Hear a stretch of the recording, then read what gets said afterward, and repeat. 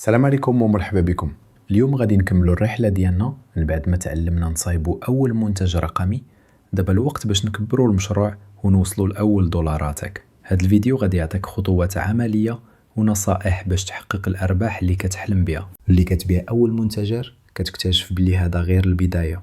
النجاح الحقيقي كيجي من النظام والاستراتيجيه، ماشي فقط من بيع واحد المنتج.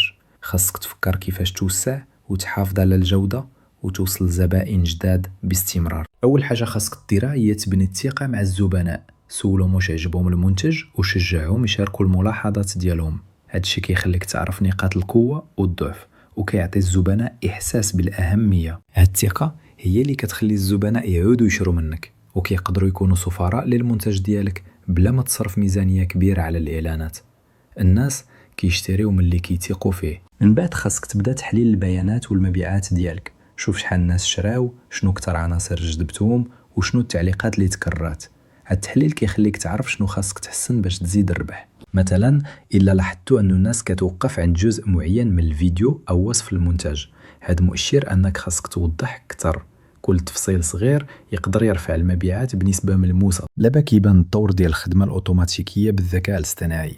خليك ديما تبحث على طرق تولي فيها الادوات الذكيه تساعدك في المهام المتكرره، مثلا توليد نصوص الإعلانات، تصميم الصور، وحتى الردود السريعة للزبناء. الأدوات بحال تشات جي بي تي كتنشئ نصوص إعلانية، كانفا اي اي لتصميم بصري، وبيكا لابز أو هيجن لإنشاء فيديوهات تلقائيا. هادشي كيخلي عندك وقت كتر تركز فيه على تحسين المنتج. الخطوة التالية هي بناء هوية العلامة التجارية ديالك، ماشي غير لوغو ولكن أسلوب التواصل، الألوان، الخطوط، وحتى طريقة كتابة المنشورات. الناس كيتعلقوا بالقصة ديالك قبل ما يشروا المنتج. وري الناس شكون انت، شنو الهدف ديالك، وعلاش هادو مشروع مهم ليك. القصص الصغيرة والواقعية كتخلي المنتج قريب منهم وكتزيد الثقة بطريقة كبيرة. دابا فكر في التسويق الذكي باستخدام الذكاء الاصطناعي. استعمل الشبكات الاجتماعية بحكمة، خصوصا تيك توك وإنستغرام ريلز، باش توري قيمة المنتج قبل ما تطلب من الناس يشريوه. هاد النوع ديال التسويق كيبني الفضول. حاول دير محتوى قصير طبيعي فيه لمسة شخصية، مثلا فيديو قصير كيشرح مشكلة معينة وكيف المنتج ديالك كيحلها، مع تعليقك الشخصي اللي كيبين شغفك. باش توصل لأول دولاراتك خاصك تنظيم الوقت بحكمة. قسم الأسبوع ديالك: نهار للتخطيط، نهار للتصميم، نهار للنشر، ونهار للتحليل والتقييم. هذا النظام كيعطيك رؤية واضحة. النظام أهم من الكمال. حتى لو المنتج ما كانش مثالي في الأول، الاستمرارية والتعلم من الأخطاء كيوصلوك للنتائج بفعالية أكتر. فكر دابا في تطوير منتج تاني أو نسخة محسنة. استعمل التعليقات ديال الزبناء باش تزيد القيمة أو توفر حلول جديدة. هادشي كيساعدك تنوع مصادر الربح وتبني استقرار طويل المدى. مثلا ممكن تضيف بونس مجاني أو درس إضافي أو ملف PDF مفيد مكمل للمنتج. هاد التفاصيل الصغيرة كتخلي الناس يشروا بسهولة أكتر. المرحلة الثانية هي التسعير الذكي. ما تخافش ترفع الثمن شوية. إلا كانت القيمة حقيقية والمنتج مميز، الناس كتدفع مقابل الجودة والثقة، ماشي فقط السعر الأرخص. اختبر عروض مختلفة، تخفيض قصير المدة، باقات متنوعة أو فريبي صغير. شوف شنو كيجذب أكتر واحتفظ باللي جاب نتائج أحسن. من بعد خدم على قائمة إيميلات الزبناء. اللي شرى منك اليوم تقدر تعود تبيع له غدا بعرض جديد أو تحديث للمنتج. هادشي كيعطيك دخل مستمر ومستقر. استعمل أدوات بحال كونفرت أو بريفو باش تجمع الإيميلات بطريقة منظمة وحافظ على تواصل منتظم معهم بلا ما تحسهم مضغوطين بالإعلانات.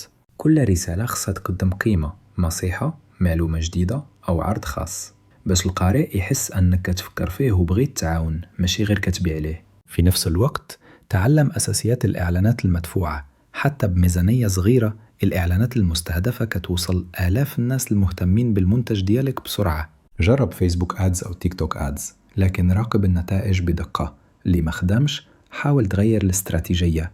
بدل ما تضيع الفلوس، التسويق ماشي هو البيع فقط، هو فن جذب الناس بطريقة ذكية وبالمحتوى القيم. كل فيديو، منشور أو إعلان خصو يكون عنده هدف واضح. الناس اللي غادي يشروا منك خصهم يشوفوا راسهم في المنتج. خلي الرسالة قريبة من حياتهم اليومية، مشاكلهم وأحلامهم. من بعد خدم على تحسين المنتج نفسه باستمرار.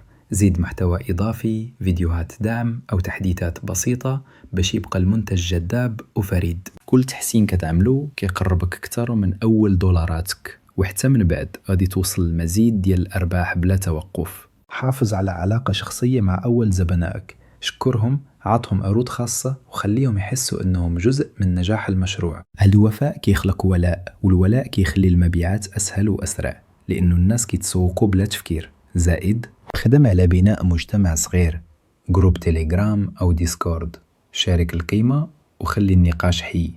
المجتمع كيعطي مصداقية ويزيد انتشار المنتج بطريقة طبيعية. كل ما كبر المجتمع كل ما ولات المبيعات أكثر استقرار والناس كيتحركوا مع بعضهم. فكر في الشراكات الذكية، لقى ناس عندهم جمهور مشابه وتعاونوا في حملات مشتركة، راه هادشي كيخليك توصل للناس جداد بسرعة وبأقل تكلفة. هاد التحالفات كتفتح لك أسواق جديدة وكتزيد فرص البيع بلا ما تحتاج ميزانية ضخمة. مع الوقت غادي توصل لأول دخلك، ولكن الأهم هو تعلم كيفاش تكرر النجاح مرات ومرات. من أول منتج لأول دولاراتك هي رحلة تعلم، تجربة وصبر. كل خطوة صغيرة كتقربك من الحرية المالية اللي كتحلم بها. ما تستناش الظروف تكون مثالية، بدأ باللي عندك اليوم وحسن مع الوقت.